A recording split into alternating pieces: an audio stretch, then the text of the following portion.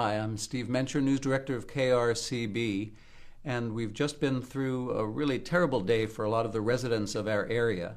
And I want to introduce Mark Prell, who gets on in the morning, every morning, and presents Morning Edition to us. But this morning wasn't a morning like every other, was it, Mark? It wasn't a morning like any other, for sure. It started very early at 2 a.m. We lost power just after midnight at your home in at Santa my Rosa. home in Bennett Valley.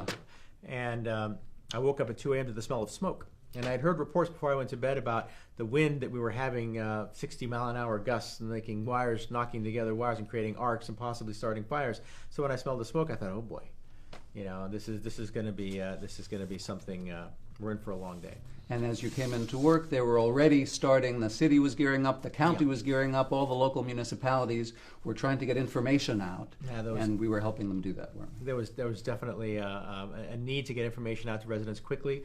Evacuations were called. Mandatory evacuations were called from many parts of northern Santa Rosa as the fire moved from Napa and just came clear across Santa Rosa, and it became very clear that this was a serious event and that people's lives were in danger and homes and families were going to be displaced. Now the reports we're getting even into late this afternoon is there's been one fatality confirmed in Mendocino County.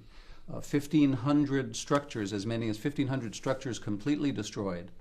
But there was a little bit of good news that we had. The rumors had come in that Luther Burbank Center had been taken down, and it turns out that the center itself, the main building, is okay, but just parts of the classrooms and the east end had been destroyed. So the Luther Burbank Center is okay. It was very good news to hear that. And unfortunately, on the flip side of that, we also heard news Cardinal Newman that had been affected by the fire as well. And we have seen since video that shows that a good portion of the campus has been destroyed, but I guess the sports fields and the athletic areas, I think the main office were spared. So again, you know, the good and the bad. Sure.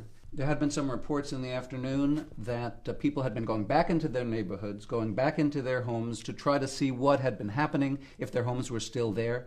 And it's important to wait for the all clear. The city of Santa Rosa says consult srcity.org/emergency to make sure that everything is okay before you go back to your neighborhood and to your home. Absolutely, and we do have that link, by the way, on our Facebook page as well, KRCB-FM Radio 91. And it's a safety reason, primarily when residents are away from their homes, looters tend to want to come in, and law enforcement can't be there, firefighters can't be there to determine who does or who doesn't belong there. They just want to keep everyone out. Sure, and let's put up the number on our screen, 707-565-3856. Absolutely. It's a good number to have, and that number again will also be on our Facebook page, KRCB-FM Radio 91.